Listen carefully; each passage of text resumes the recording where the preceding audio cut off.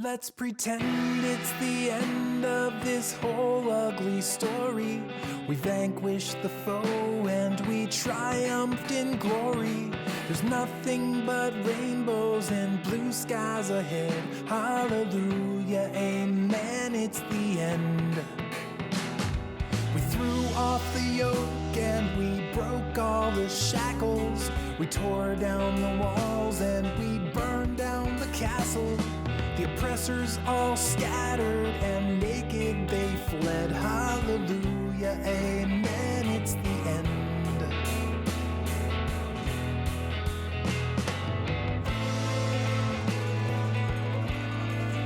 Welcome to Before the Future Came. We're looking at the ideals of Star Trek as we voyage from one episode or film to the next, following a breadcrumb trail of motifs. This month, we're talking about the movie First Contact, which premiered in 1996. First Contact is the first fully next-generation movie following Generations, which paired Captains Picard and Kirk. I'm Lucy, and Captain, I believe I am feeling anxiety. I'm Gregory, an unstable element in a critical situation. And I'm Melissa, an imperfect being created by an imperfect being. The way this podcast is going to work is that we're going to discuss one work each time. A movie, a TV show episode, or maybe even a licensed novel or video game. We'll talk about the ideals we see in them, plus just stuff we find cool. Our title comes from the third episode of Star Trek Discovery, Context is for Kings, where Captain Lorca mentions what things were like before the future came, and hunger and need and want disappeared. We're going to explore what it means to have these stories about a world purportedly without hunger, need, and want. At the end of each episode, we'll find out what we're discussing next time. We'll take turns picking, and each time it'll be a work that somehow relates to what we discussed this time. The connection will be something that shows up in both things, but not something as big as a main character. So we wouldn't use Geordi LaForge or the USS Voyager as a connection, but we might pick something that also has Q in it, or the planet Risa, or a plotline about investigating a mysterious distress signal. Since this is the first episode we're releasing, we're starting fresh, so we're picking a work about a historic first. Today we're watching First Contact. Gregory picked it, so they're going to give us a summary of the film in their own words. All right. Captain's Log. Stardate 50893.5. The Borg Collective, a group of conquering cyborg zombies with a hive mind, are attacking Earth with a single incredibly powerful cube ship. The newly constructed Enterprise E is sidelined because its captain, Jean-Luc Picard, was abducted 6 years ago during the last Borg invasion and turned into Locutus, an admiral and mouthpiece for the Collective. He's better now, but Starfleet thinks his judgment will be distorted by his past. And they're right. After the Borg win one battle, he disobeys orders and rushes to Earth to help in the final defense. They arrive and rescue Lieutenant Commander Worf on loan from Deep Space Nine. Picard just declares he's taking command of the fleet and has them shoot the cube's weak point, which it has and he knows about because of the Borg voices in his head. The cube launches a sphere as it explodes. While the crew is teasing Worf, the sphere makes a time portal and the Enterprise is caught in its wake. The crew sees the Earth suddenly ruined and covered in Borg, so they decide to follow the sphere and prevent them from changing history. Stardate, April 4th, 2063. In a crappy town in northern Montana, we meet a drunk Dr. Zephram Cochrane and his right hand, Lily Sloan, preparing for a test flight the next day. The town is attacked from space for a bit before the Enterprise arrives and blows up the sphere. The crew realizes that the Borg came here to stop Cochrane's test flight of the Phoenix, Earth's first ship with a warp drive, which is supposed to lead to First Contact. Picard beams down to investigate with ship doctor Beverly Crusher and the android Data. Sloan shoots at them, thinking they're behind the attack, and Data, who's bulletproof, confronts her. She faints from radiation poisoning from the damaged Phoenix. Crusher takes Sloan to sickbay, while the chief engineer, Lieutenant Commander Geordi LaForge, who now has robot contact lenses instead of his gold visor, beams down to help fix the Phoenix, with an ominous comment about it being weirdly warm on the Enterprise. It turns out that some Borg from the sphere escaped to the Enterprise and have set up shop on Deck 16 in Central Engineering. The movie divides into two plot lines. Crusher, Data, Picard, Worf, and Sloane do action movie stuff to stop the Borg from taking over the Enterprise, while the other characters stay on Earth to try and make the warp test happen. Data is captured in a failed raid on engineering. Sloane, who slipped away from sickbay during an evacuation, takes a fleeing Picard hostage. Data meets the Borg Queen, who is a sexy goth lady.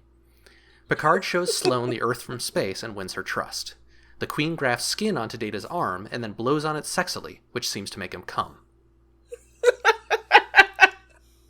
It really does. Yeah, it seems to be what happens in the film. First Officer, Commander William Riker, finds ship's counselor, Commander Deanna Troi, drunk with Cochrane at the town bar. With LaForge, they tell him the truth, explaining that his warp test will be detected and lead to first contact with aliens and to paradise on Earth within 50 years. Picard and Sloane lure some Borg into a film noir holodeck simulation, where Picard kills a bunch of them with a Tommy gun while screaming. Picard pulls a thumb drive from a corpse and finds out the Borg are trying to turn the deflector dish into a beacon to summon old-timey Borg to Earth. As the Enterprise crew members fixing the Phoenix just casually wander around town talking about advanced technology, LaForge psychs Cochrane out with tales of the future, so he runs off to the woods to get drunk, at which point Riker shoots him.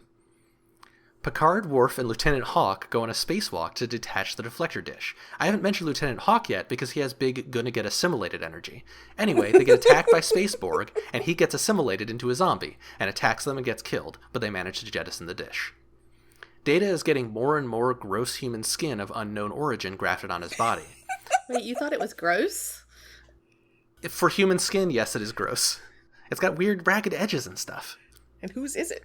I mean, it's Brent Spiner's skin. I just think it's kind of mean to call it gross. Data is getting more and more gross human skin of unknown origin grafted onto his body. He tries to escape, but he gets cut, and the pain overwhelms him, so he fucks the Borg Queen instead. Cochrane prepares for launch, with Riker and LaForge as co-pilots. Cochrane finally explains that he's in it for the money. He plays some rock music, and they launch. Worf and Picard argue about whether to blow up the whole ship. Sloane yells at Picard and calls him Ahab, and he realizes he's motivated by revenge, so he sets the auto-destruct sequence. Picard uses Borg telepathy to call out to Picard, Zelda-style, so he sends the rest of the crew off on escape pods and goes to engineering. He has a reunion with the Borg Queen and finds out Data, who's now a Frankenstein, is her new boyfriend. Data turns off the auto-destruct to pretend to be a traitor so he can miss the Phoenix with some torpedoes and kill all the Borg with some comic book acid that got mentioned earlier. Picard survives by climbing on some cables. The Phoenix goes to warp, and Cochrane is hit by the overview effect by seeing Earth at a distance, turning him noble. Everyone goes back to Montana, and the alien ship shows up. Turns out it's Vulcans. Sloane is the only one to see the Enterprise time travel back to the future as Cochrane introduces the Vulcans to a terrible song by Roy Orbison. Ah, that was a long one. They're not all going to be that long. This is a complicated movie. Beautiful. Very hard on both Roy Orbison and Brent Spiner there, though. It's weird pink skin that's like grafted onto his body, and they do weird ragged things to the edges of it with makeup. Yeah. To be fair, he's got weird makeup android skin, and that is Brent Spiner's skin juxtaposed with it. So it's also probably not entirely his skin for most of the shots. It's probably fake skin for the arm part. I feel like that face, the face is him. Like, that is his face. I'd believe that. Him with a whole lot of stuff to make him look pink and gross on it. I think Brent Spiner did great. Top-notch acting by Brent Spiner. Yeah, absolutely. I think he did. He absolutely did. Mm-hmm. He is kind of the heart of this movie, weirdly. I also would say Roy Orbison is perfectly fine. Roy Orbison is fine. I don't like that song. Oogie Boogie or whatever it's called. I have no comment on that. Yeah, Pretty Woman is a much better song. Its lyrics are ooby dooby, ooby dooby, ooby dooby, dooby dooby, ooby dooby, dooby dooby, ooby dooby dooby. So it's rough. There's a verse, but it's pretty much just that. So we have each brought a topic for discussion. sort of in this main segment here, and mine is the film's tension between exceptionalism and sort of the value of a collective. So there's a lot happening here with the importance of individuals and particular societies and the superiority of those over sort of broad collective. So I guess let's first talk about what exceptionalism is, which is the idea that an individual or a nation or a moment in time or something like that, or species, is pivotal or crucial to some event or events of the future or destiny or something like that. So only Zephram Cochrane can trigger first contact. Only Zephram Cochrane can do it. Only this Phoenix ship can do it. And it usually implies that that thing is superior in some way. Like when we talk in the present day, like American exceptionalism is very much a term that is sort of about American ideas on that our nation is best and is a special butterfly and it will never die because we have these qualities about us. We're also very steeped in this idea that history is a series of individuals doing important things instead of systems interacting and changing that have multiple causes to make things happen. And one of the ways this really kind of manifests in our society is we talk about like rich and famous people doing a lot of things. Like we talk about Musk. Yeah, we say that Elon Musk made a spaceship. Right, we say he made a spaceship. We said he's making Teslas. It's like, no, he doesn't. He has an entire corporation of people. If 2023 has taught us anything, it is that Elon Musk has made nothing. Elon Musk has apparently single-handedly destroyed Twitter, but that seems to be his only real individual accomplishment. Great job. But even then, he's not pressing the buttons. They're engineers pushing code, right? So this stuff is also often very tied up in ideas of class and privilege and race and these sorts of things that make our society troubling. So this movie in particular, I think, has some places where it struggles to balance like the broad value of humanity as a collective. Like Picard talks about how there's no need for money in the future or wealth because everyone's basic needs are taken care of and humans collectively work for the betterment of humanity. And there's 150 planets in the Federation, 8,000 light years of space, even though that's not quite how disk volume works. Like there's these collectives, but we still have to have Cochrane, we still have to have Lily, we still have to have this first contact, this moment has to happen. There's no other way that the collective could get there. Yeah, and even with the Borg, we get this like introduction. This is the first appearance of the Borg Queen, which previously to this, the Borg had been a collective. There was no one in charge of the Borg, and when like there's an episode where Lore like takes control of some Borg, and it's considered like, oh, Trey, and you know, even the humans are like, how could you do this to the Borg? And then suddenly, because we need someone to blow on Data's arm in a sexy way, we get the Borg Queen. So, you know, it's really for someone to deliver dialogue, right? Right. They do retcon it. They say that Locutus did know the Borg Queen and that Picard, no longer being Locutus, had forgotten her, I guess. Yeah. And, like, yeah, that idea that, like, even the Borg need a singular entity to provide direction and purpose, which is the point of the Borg Queen. Like, the Borg don't have a democracy. They didn't go for an oligarchy. They went for a monarch. Like, they're like, we need you, this one person.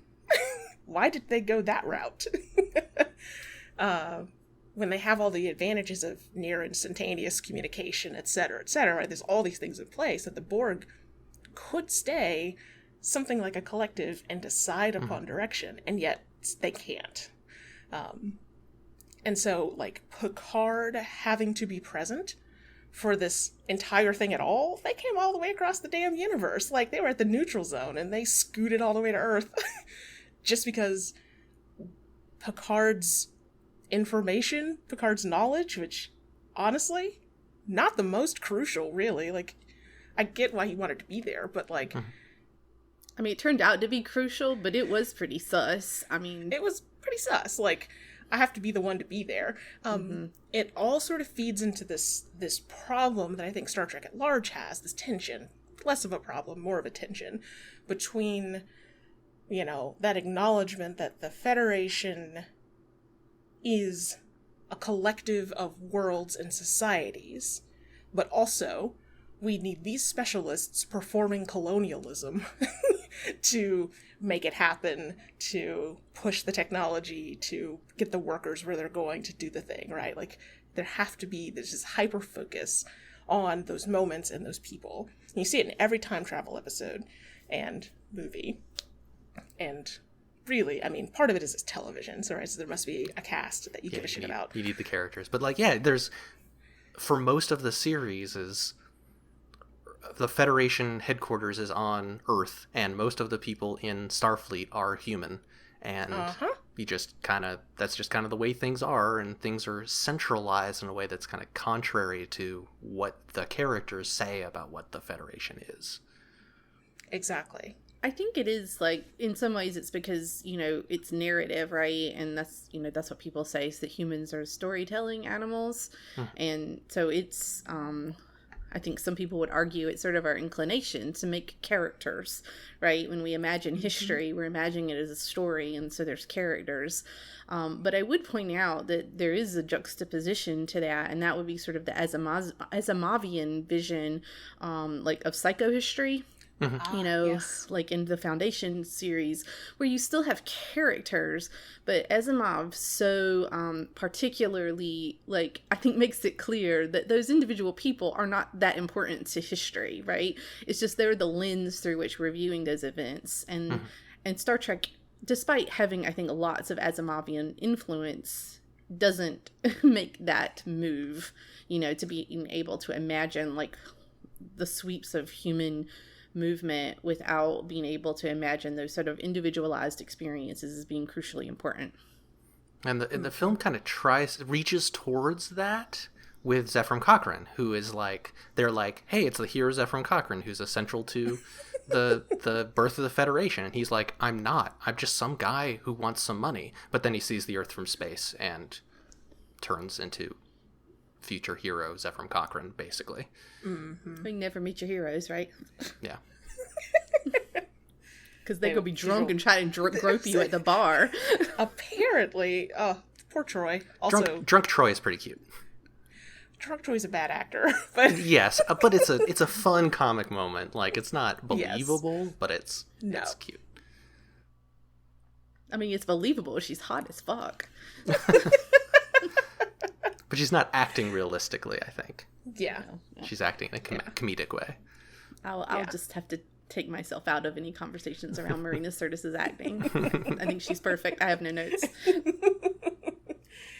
I think one last note I want to make about this film and kind of where it sits in the Star Trek space is that before this movie came out, when the Borg had no queen and were purely a collective, that the link between being a hive mind and being quote-unquote mindless and being genocidal consumers of the universe felt very interestingly and neatly packaged. There was collectivism, yes, but not that far, right? But here, with the introduction of the Borg Queen, that whole thing just breaks down.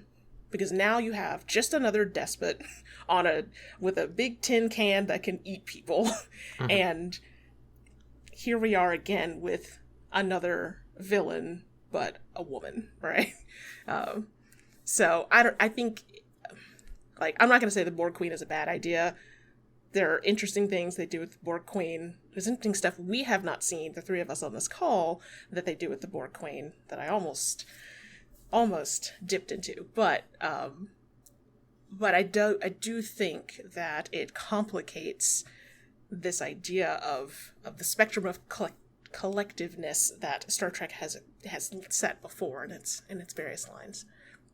So, anyway, Star Trek struggles with this. I think we're going to see this theme come up a decent amount, where we get these lofty speeches about the future of humanity, but who's delivering them is the guy running the most elite Starfleet starship, because he is the best captain ever. So, yeah. I brought a topic that kind of explores a different axis of exceptionalism, which is this film's and Star Trek in general sort of preoccupation with destiny when it comes to time travel.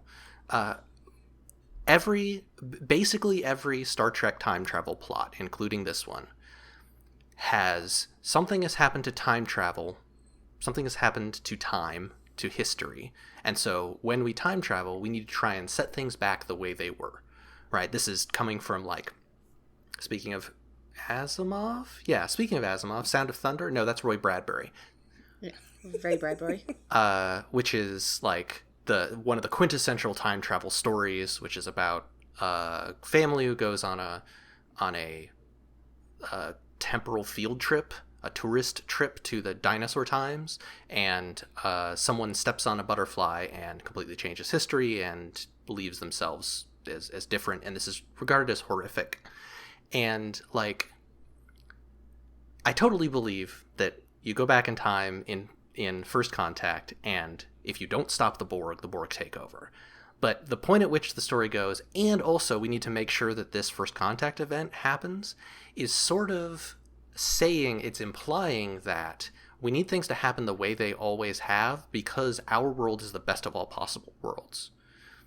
Mm-hmm. And Star Trek continually is like, if you change history, it will be worse.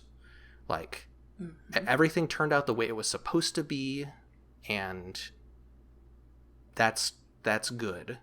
And this film really, really wants things to happen exactly the same way, right? Like, if Zefram Cochrane has died, we're lost. If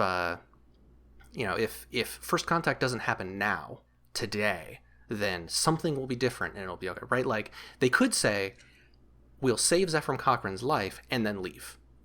And Zefram Cochrane will fix his ship. Yeah, maybe we leave some supplies or fix anything that they can't fix with their level of technology. And then they'll do the warp test next week. They'll miss the Vulcans showing up.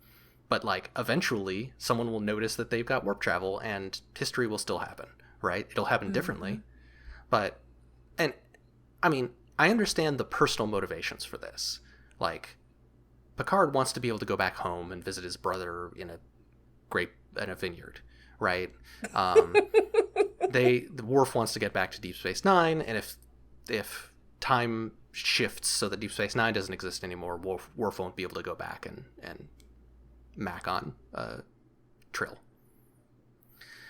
So that's weird, huh?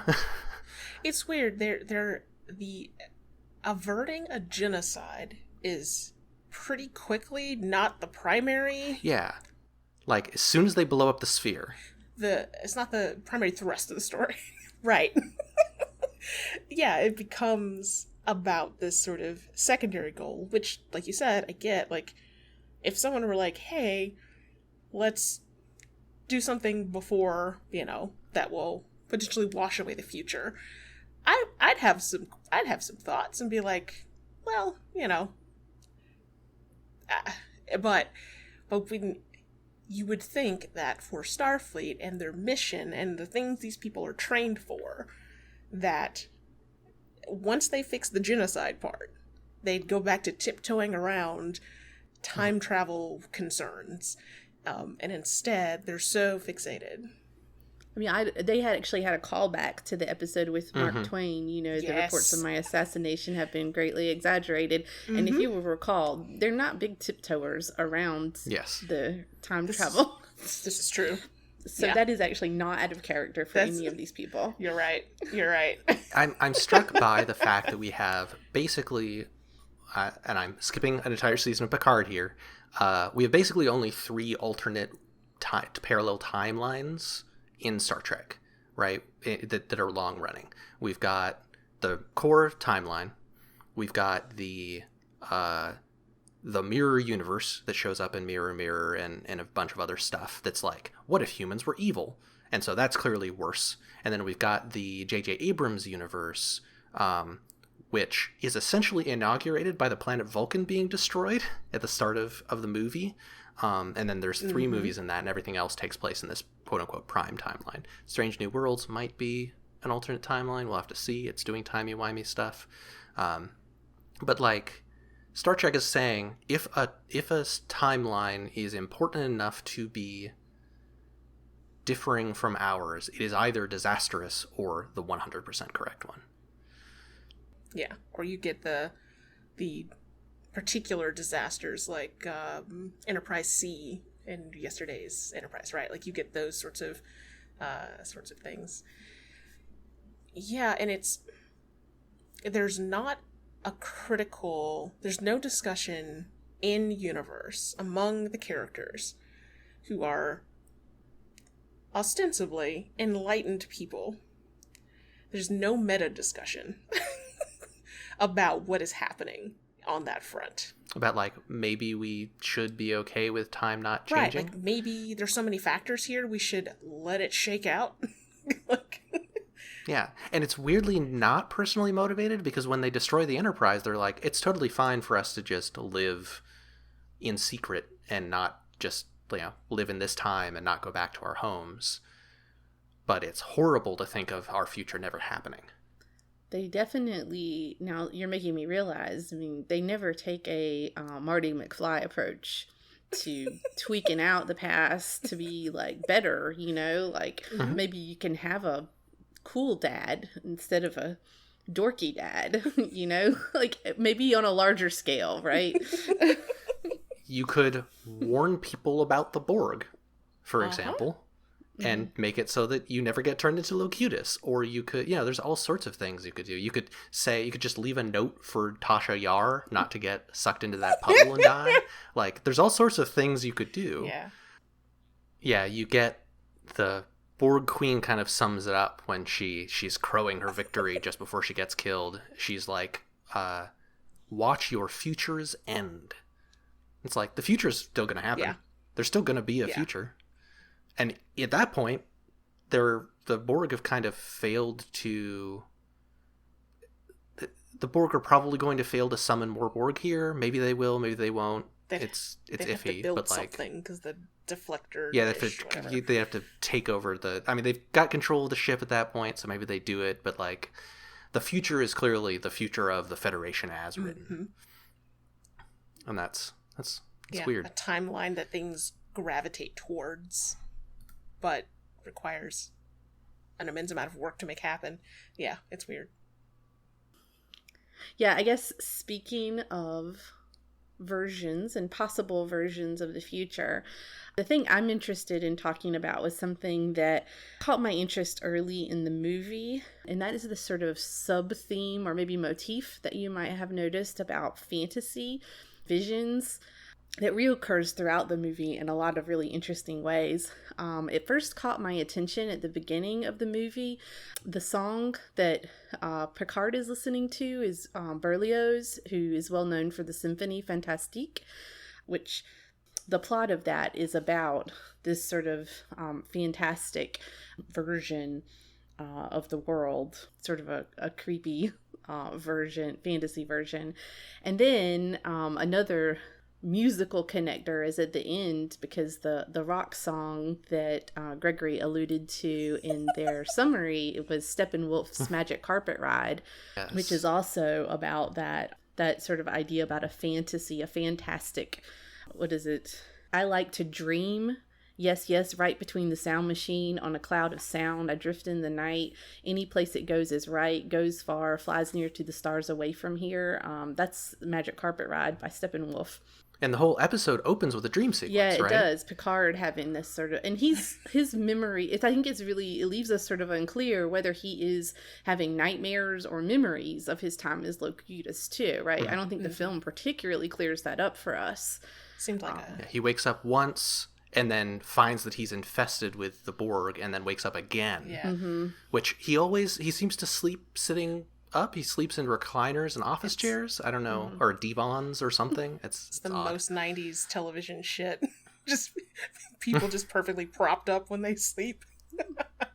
And I'll talk about it more in a minute, but the whole holodeck sequence, too, with the big goodbye is another example of that sort of fantasy within a fantasy. And then if you notice, you'll actually see lots of scenes where there are reflections of things. One of the very early scenes is Picard, and he's looking out of a window, and you actually see Picard and then Riker behind him. So there's this constant idea of reflections and versions of things, which I was interested in.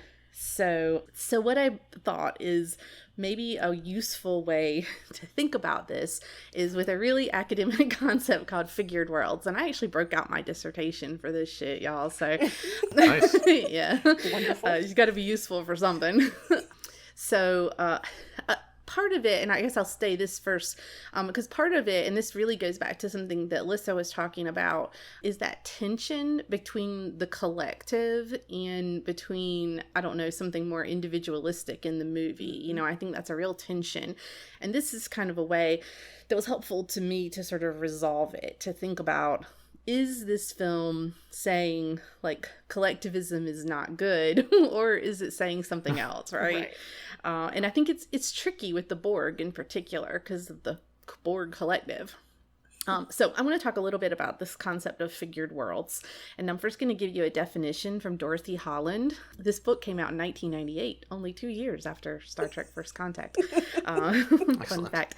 Yeah. So her book with her co-writers about figured worlds, and I can give the citation in the show notes. But her definition is: they construe these social worlds or figured worlds as collective spaces in which humans believe. These spaces are socially constructed through shared beliefs. So it's about this idea that we construct worlds, right? Through language, through interactions with each other. And they're real, right? They're real because we do co-construct them with each other. The examples in her book, one of the big ones that I always remember is about AA.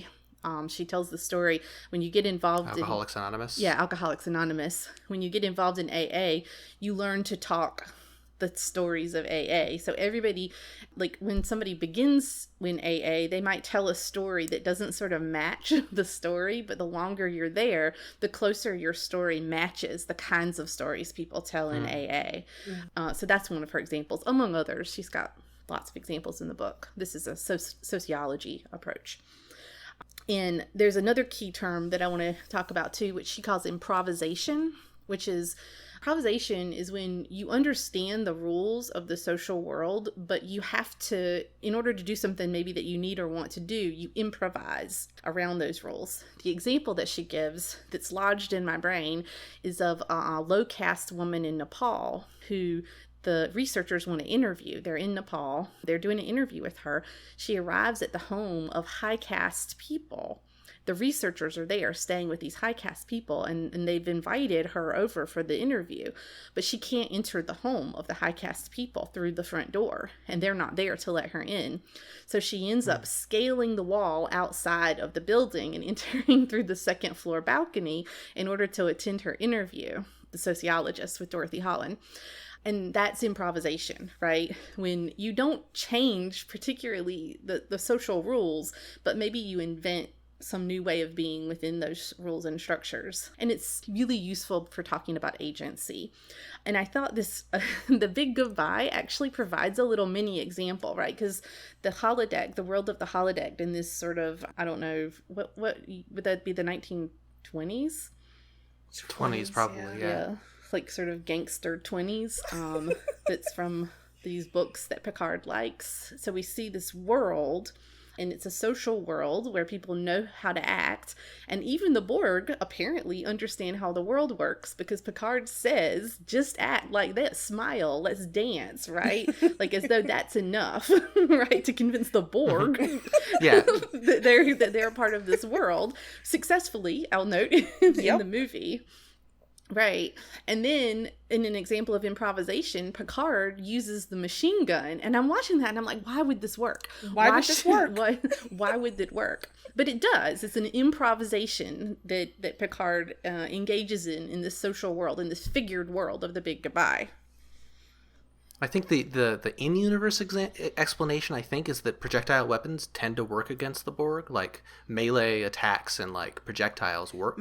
And so because the holodeck safety constraints are off, the bullets are able to work, and they work better than a phaser because the Borg can't adapt their personal shields to just some metal showing up. Yeah, they definitely did give the reason why it would work, but conceptually, it's like, why would this gun work and not this other gun? Exactly. It was one of those scenes that did feel very contrived in the film. There are various parts of this movie that were like, oh, this feels like a movie for a broader audience. Like, we need to explain how this works. This whole...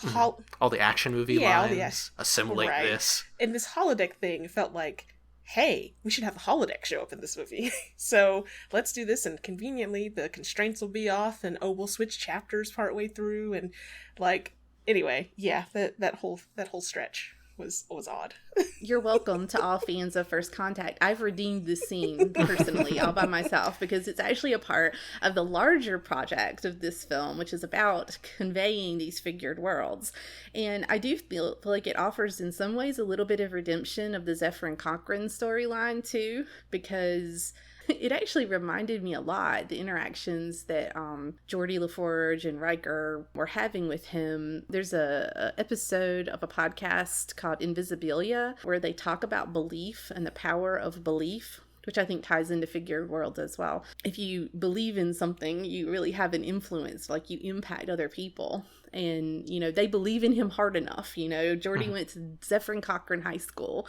They told him about the statue, right? And even quote his own line back at him. I love that part when Riker says that, and he said, "Who said that?" And he said, "You did, 10 years from now," right? So the line is, "Don't try to be a great man. Just be a man and let history make its own judgments." And Cochrane says, "That's rhetorical nonsense."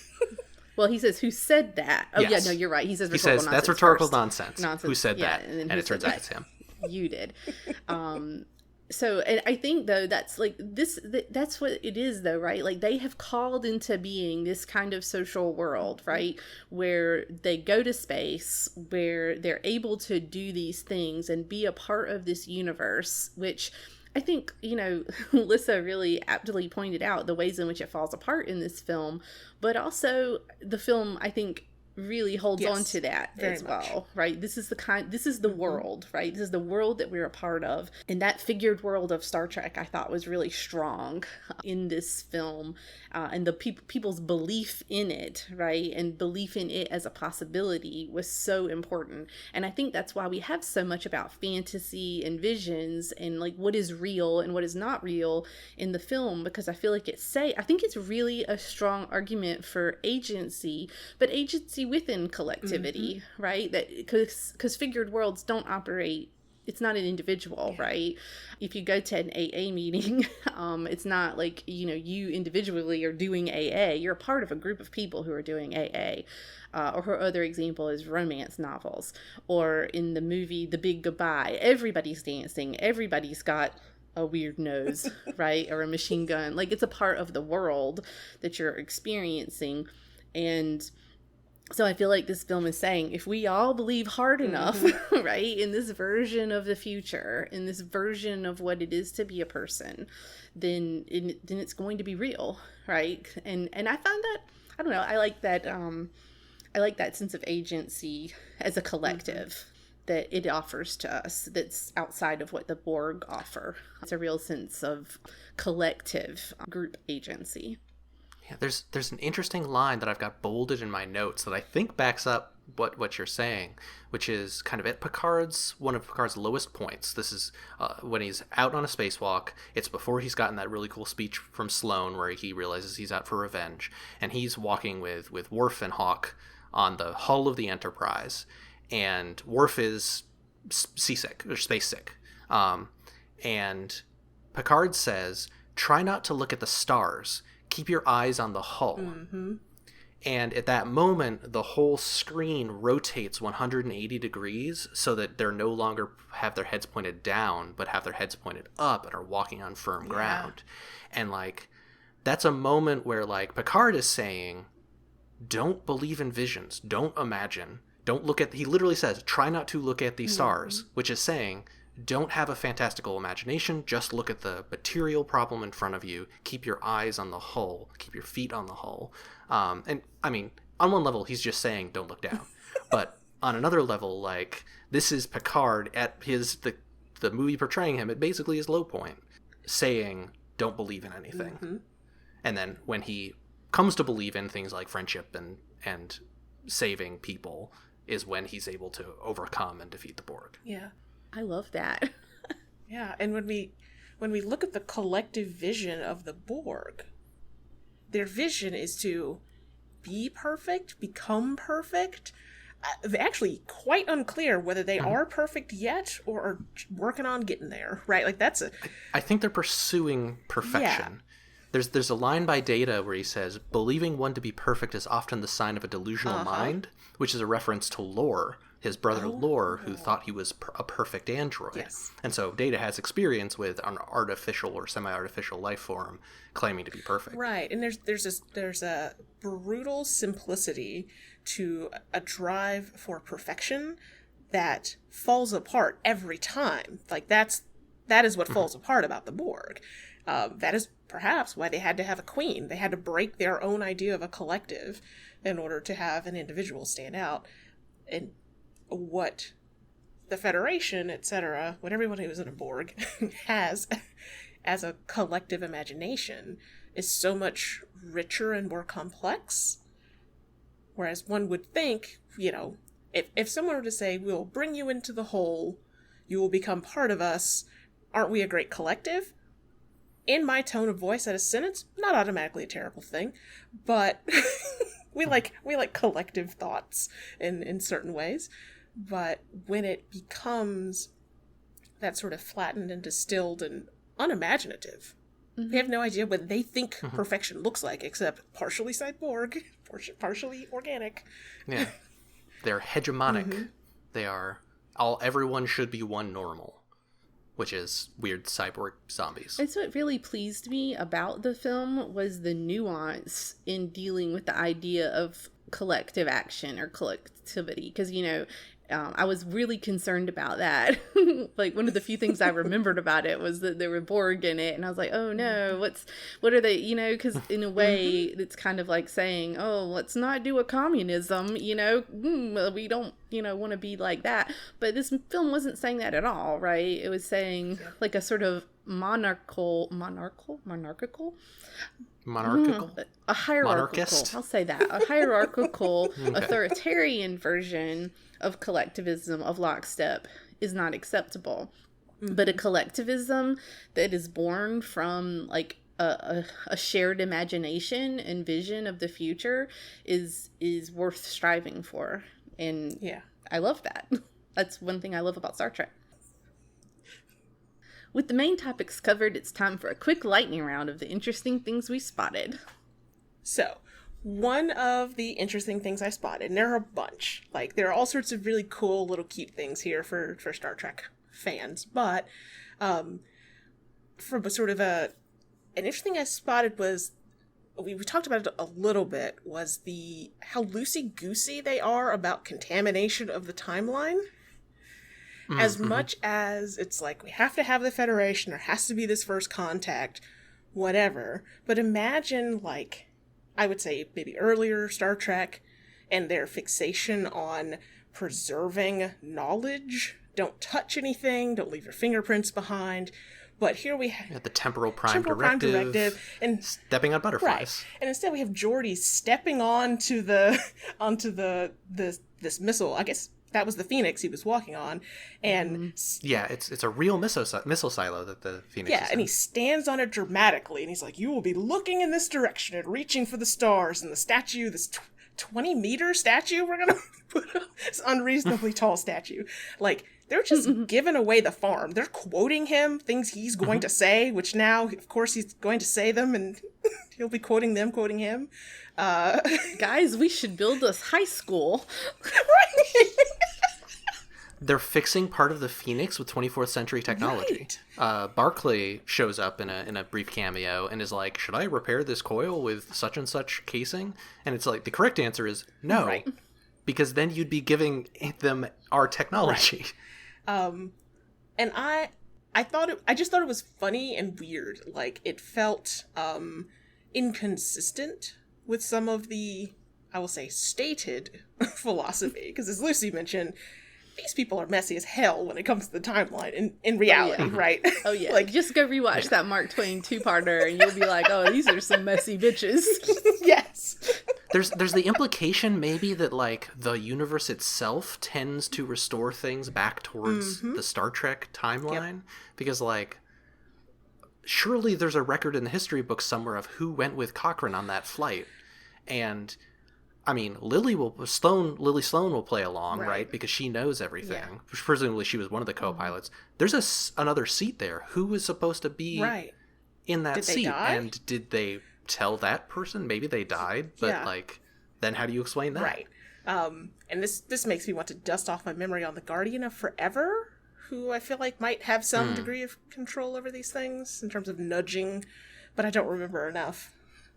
Yeah, by the time of Discovery and the far future, the Guardian of Forever is a renegade for the Temporal Accords. Yeah. So the Guardian of Forever is willing to change the timeline when it is forbidden elsewhere. I think they probably just recorded that third person as number one. Oh, and it's just like, number one did it. There. And some guy with a beard. He was a great number one. I mean, honestly, he killed it. He is well practiced. He's been number one on the Enterprise for a decade. Can the man get another job, please? But anyway, so yes, I enjoyed and was constantly, it had my little, the little part of my Star Trek brain that wants to pull a very gentle cinema sins and be like, Yeah, do nitpicking and stuff. I was like, wait. I owned all the Nitpicker's Guide to Star Trek books that explained all the mistakes that they made in every single episode. Yeah. So, much like with the Prime Directive, with regards to warped civilizations and keeping them from falling off the faces of their own Earths, they are not so great with time stuff. We talked about some other bits of Star Trek, and I was struck watching this how weirdly in conversation this film is with other Star Trek works and other sci-fi in general. So, like, first, this almost feels like the start of the Star Trek shared universe. Previously, you had, like, characters would sometimes come over from other shows, and you'd, like, a previous series would send off the next one. So, like, Picard appears in the first episode of DS9. Deep Space Nine is where Voyager sets off from. But this one, like, pulls in the holographic doctor, the emergency medical hologram, for a scene, for a cameo. And Worf is stopping in. And you even get, like, there's a quick mention of the Leo constellation from Cochrane, and that's where Wolf 359 is, which is the previous fight with the Borg, is, like, in the Leo constellation. And, like, you get a cameo from Neelix's actor. So the maitre d' of the Big Goodbye film noir restaurant club is played by the actor who plays Neelix, which is strange, because if you watch Voyager, you watch that scene, you're like, that's Neelix. That's Neelix right there. And it's so disruptive. Seems like a great morale officer. Yeah. We get references to other franchises. Star Wars, the opening space battle feels very Star Warsy, and the Industrial Light and Magic is the special effects firm that did the special effects, and you can see the Millennium Falcon in the background in one or two shots, just real small. The kind of climbing through the Jeffries tube and a lot of the Borg Queen stuff is very clearly alien inspired. They look very Geiger-esque, and that, like, climbing in passageways and getting jump scared and finding people who you maybe have to mercy kill and so on, that's very alien. Also, that Borg Queen, very damp. Very damp. Everything is moist in a way that everything in Alien is. The Nostromo in Alien is just dripping water everywhere, and you kind of get that with the Borg stuff. I thought the slow motion stuff when they were outside reminded me of things like 2001. Yes. Yeah, the whole stuff is absolutely 2001 inspired. They do the tricks with going upside down and right side up, and you even can catch some Thus Spake Zarathustra like motif the boom, boom, boom, boom, boom, that motif shows up in that music. It plays when they are first coming out, and then it later plays in the Borg Queen confrontation. But they're very clearly doing, and there are 2001 references like on the props and stuff, and it's aping the scene from 2001 where aping the scene. Yeah, not the ape scene, but the scene where the astronaut has to go out in space and like dismantle HAL is very similar to when they're dismantling the deflector dish and someone's trying to stop them. I think there's nothing scarier than like that slow motion outside in space horror. Like that's horror. Like getting knocked off into space and just like, oh, guess I'm gonna die out here. Yeah. So I don't know. It is weird how Star Trek usually feels so self-contained, and this film does not feel self-contained. This film feels like it's got connections to all sorts of stuff that even later, even the now that Star Trek is treated as a capital S, capital U shared universe, like Lower Decks, I guess, does a whole lot of that referencing, but very little of the other shows do. Yeah, it's true. Something that is maybe worth noting, and maybe part of that, is that, like, Ronald Moore, I don't know if he goes by Ronald Moore or Ron Moore, but, like, Ronald Moore is one of the writers on this, and he worked on, ultimately, like, Battlestar Galactica, he worked on multiple Star Treks, he worked on, like, he did Helix, which is a show you have referenced recently, Greg. Right. He worked on all sorts of things, and so I would imagine that, like, he can't write anything that isn't pulling from his experience, right, of touching all these other films and shows and stuff like that. So yeah, that's probably part of it. I know y'all thought that I was going to want to talk about bondage, and I did want to talk about bondage, because we can still talk about bondage. When I first saw Data on the board with his hands, restrained, I was like, okay, we're doing a thing. And then you get Picard, like, half unclothed and some bondage later. Like, we're really leaning in on the bondage. However, I do have a better thing to talk about, and that's misogyny.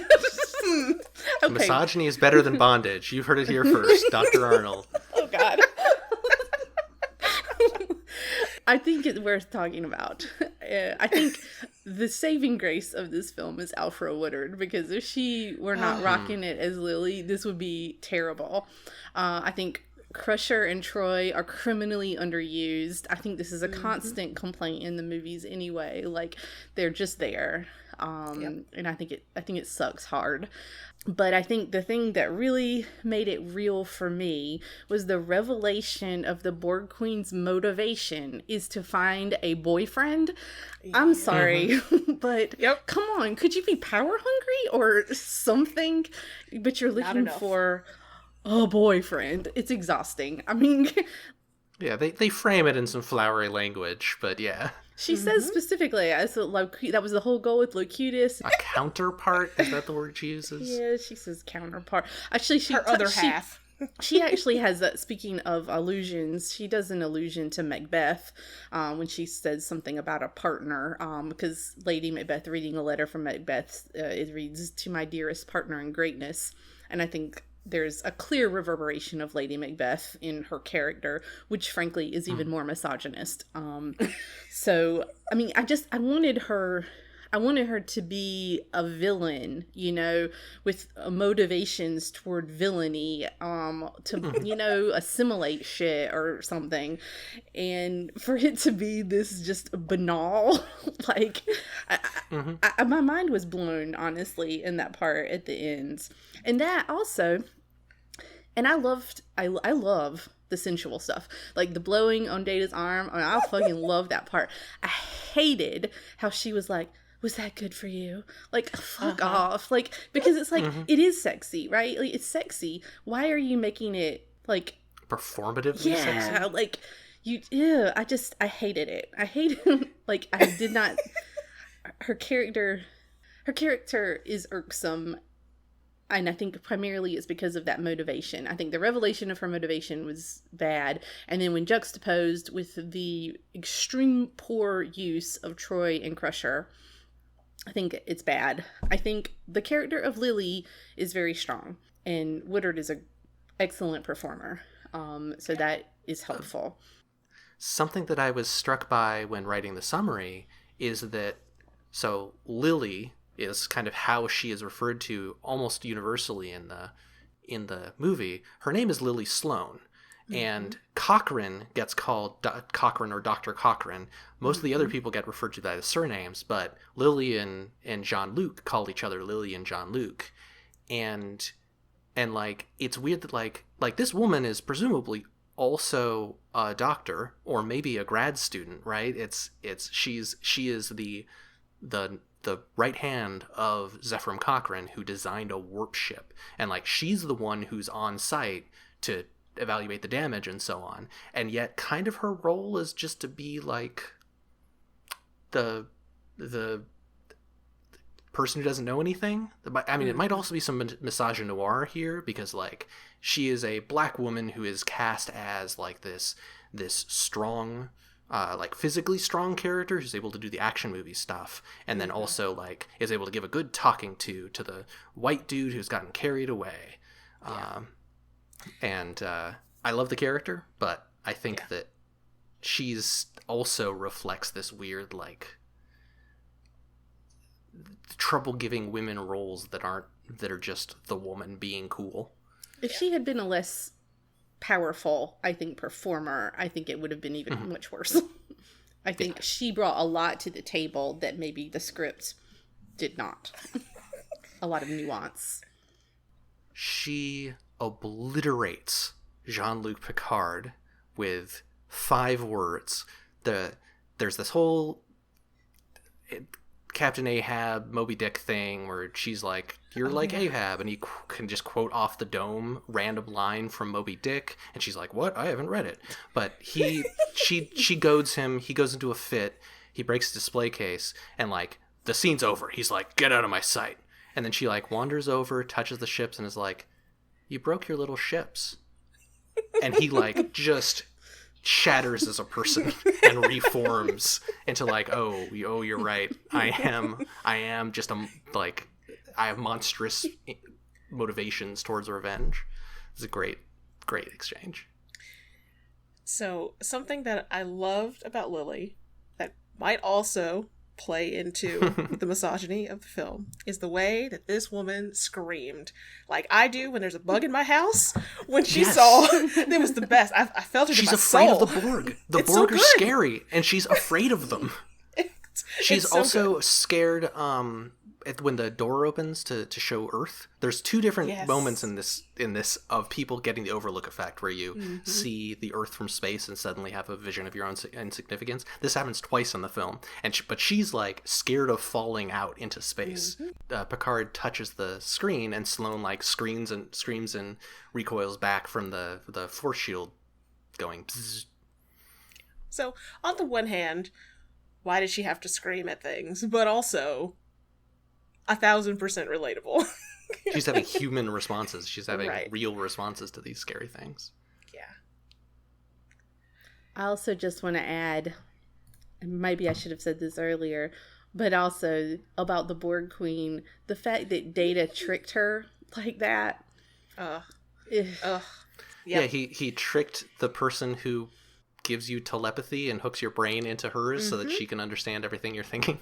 Yeah, like, I mean, they did acknowledge that he is legitimately tempted, and I appreciate that for the 0.86 seconds that he is legitimately tempted, but 0.68 seconds. Oh, thank you. For an android, that is nearly an eternity. Yeah. Is that the length of his orgasm? What was that? No, that was much longer. It felt longer. But it was, I do feel like it's extremely reductive, for her to be tricked in that way, and for it to, the solidarity of Picard and Data, I don't know, just the whole thing, yuck. Especially, like, if you zoom out and are a Star Trek nerd about it, the Borg Queen has existed for hundreds of years.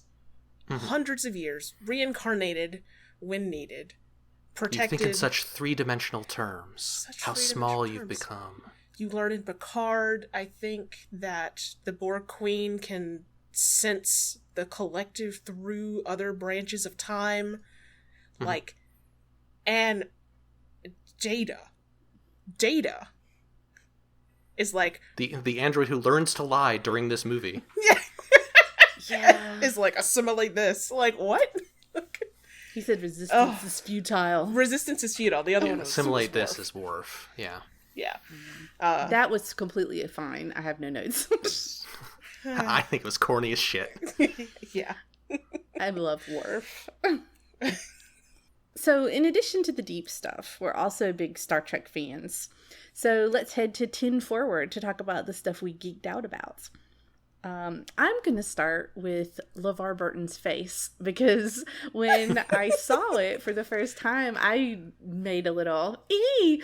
Because I was so excited. I had totally forgotten that he didn't have his visor anymore in this film. He wore the visor all through the series, and he has the,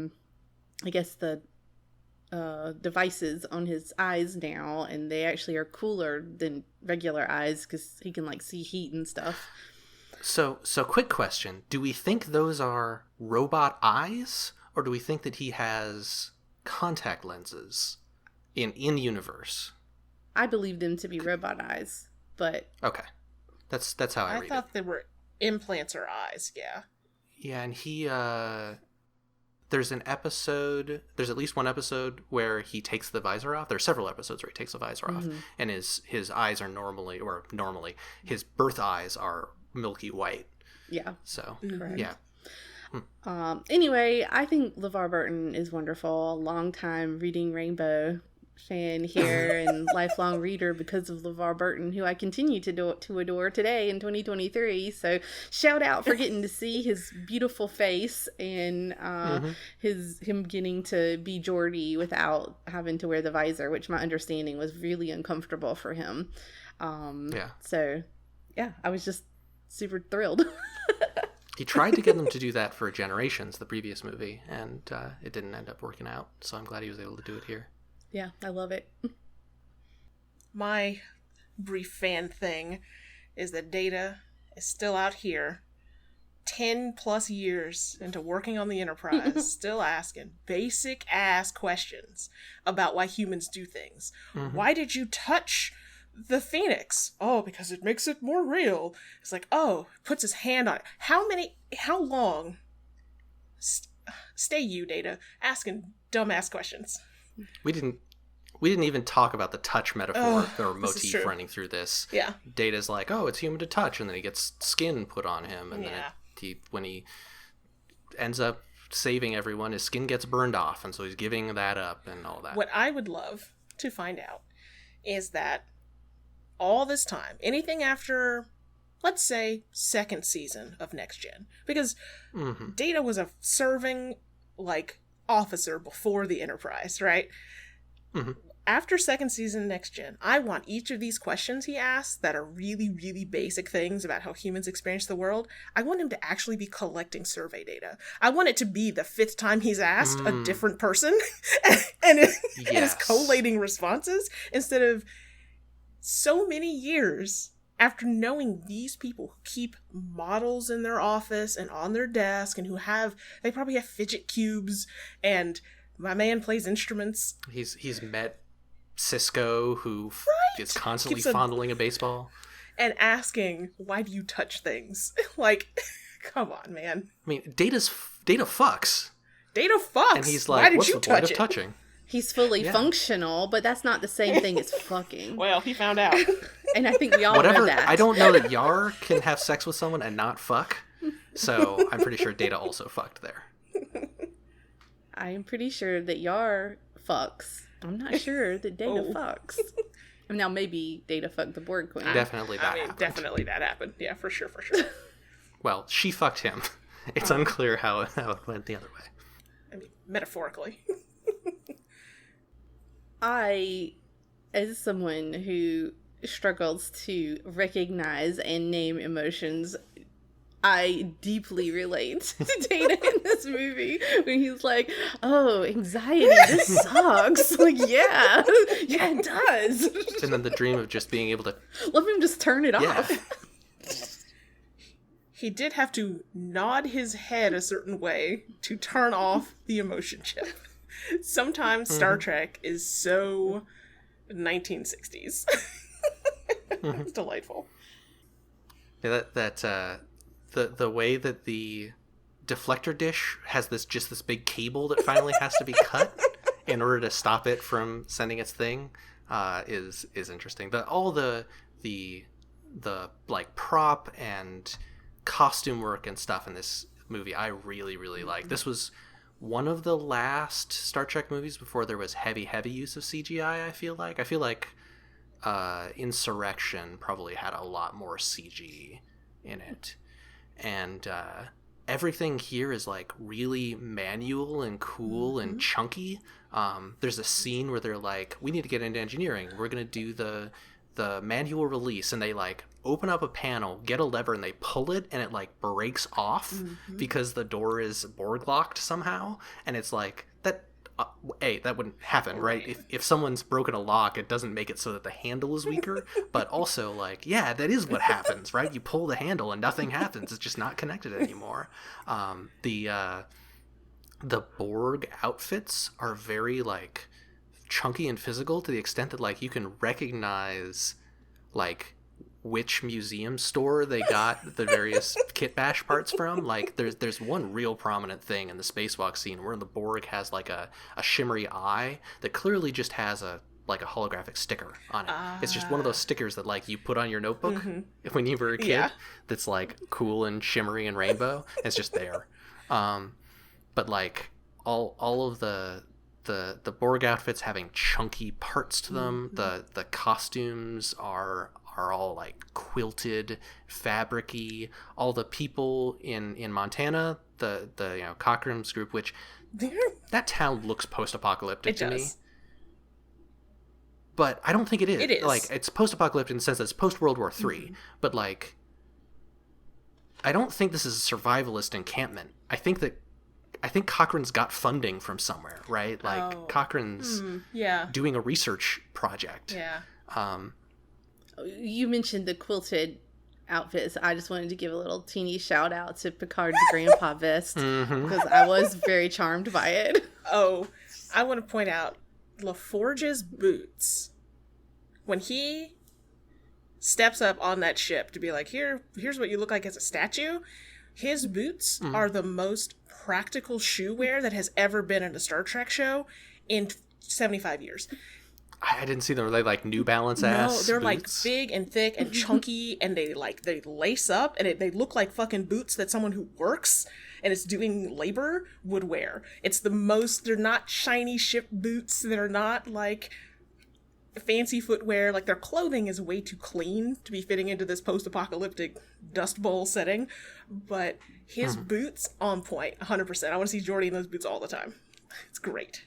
And all the Montanans are in like warm clothing and like layers of wool and knit like naturalistic fabrics, contrasted to the quilted nature of the outfits that the Enterprise crew are wearing.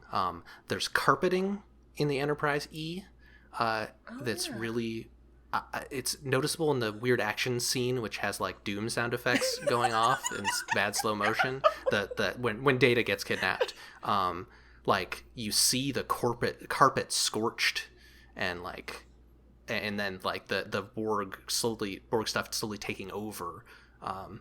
Starts to replace some of that warm textile stuff with the black gleaming metal. We mentioned the Phoenix is in an actual missile silo. Like literally the Phoenix prop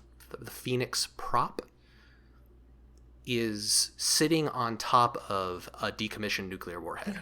Like, they are in a missile silo for real, and that's cool. Yeah.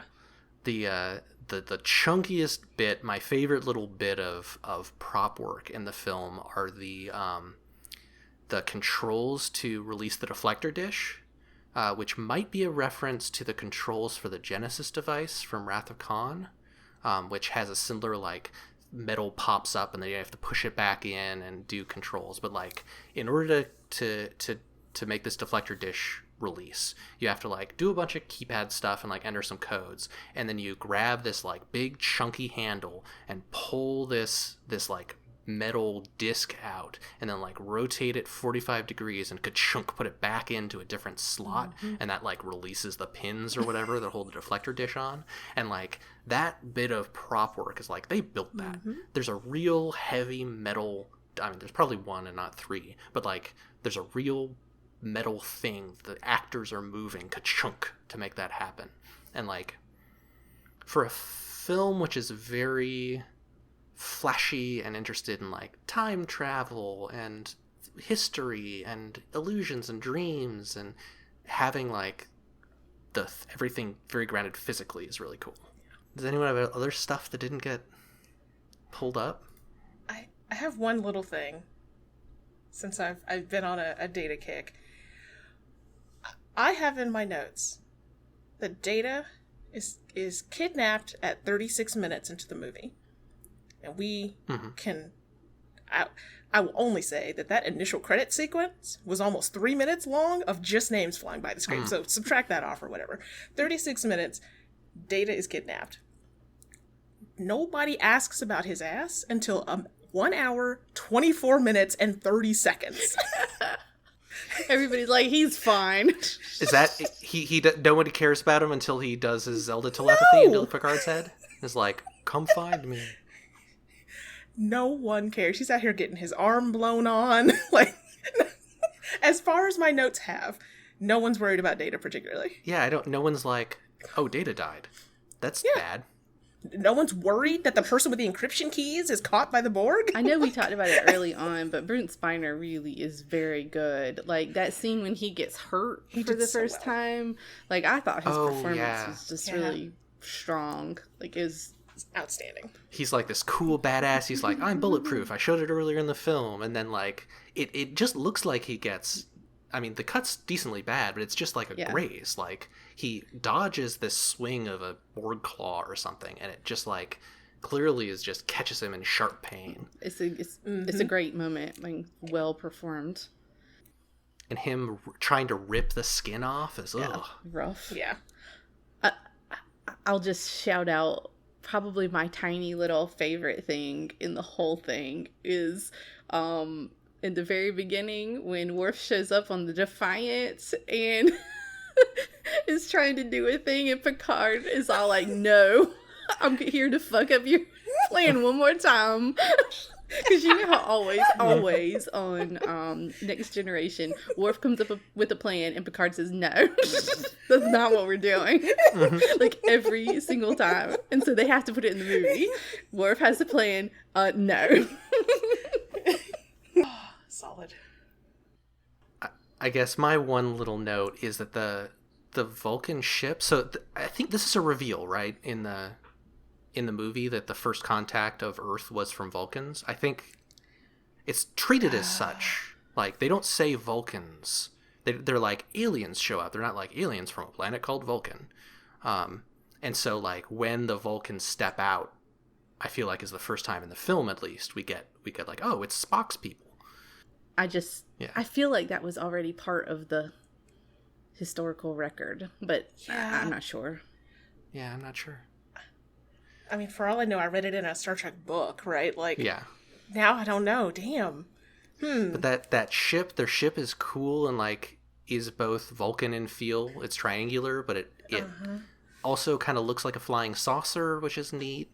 And then, like, I think so. There's a very gorgeous shot when the door opens, and, like, there's this door that's has a horizontal split in it, and the top and the bottom. The top goes up and slides into the ship, and the bottom goes out and turns into a ramp. And I think that's a stop motion shot. That it looks like a stop motion shot that they do, where, like, they've got presumably green screen trees behind it because the trees are, like, blowing in the wind, and then they, like, that the way that pulls out looks stop motion to me and not mechanical. But it's just like that. That's a cool ship Yeah. I'm ready. I'm so excited. Oh, the reveal. Oof. Right. So at the end of each episode, we pick the thing we're watching based on a connection from this episode. And I picked it. It's me. So this episode had time travel, and a particular kind of time travel that is later called the Pogo Paradox. What? Because the Pogo Paradox is a causality loop where interference to prevent an event triggers the event. Oh no. So that term is mentioned in Voyager's Season 5, Episode 24, called Relativity. Hell yeah. So hopefully it will be good. It seems to be a well-liked episode. I don't remember it very much. I remember nothing about it. You'll remember it when you start watching it for sure. It is a 7 of 9 episode. I love 7. That's also not the first time they do that in Voyager. One of my favorite episodes of Voyager is the one where they they accidentally destroy a planet by phasering a power conduit, and the whole episode never happens. Oh, Voyager, like most of Voyager did not happen. Like, yeah. They did the temporal loop a bunch. You remember the one about the ship?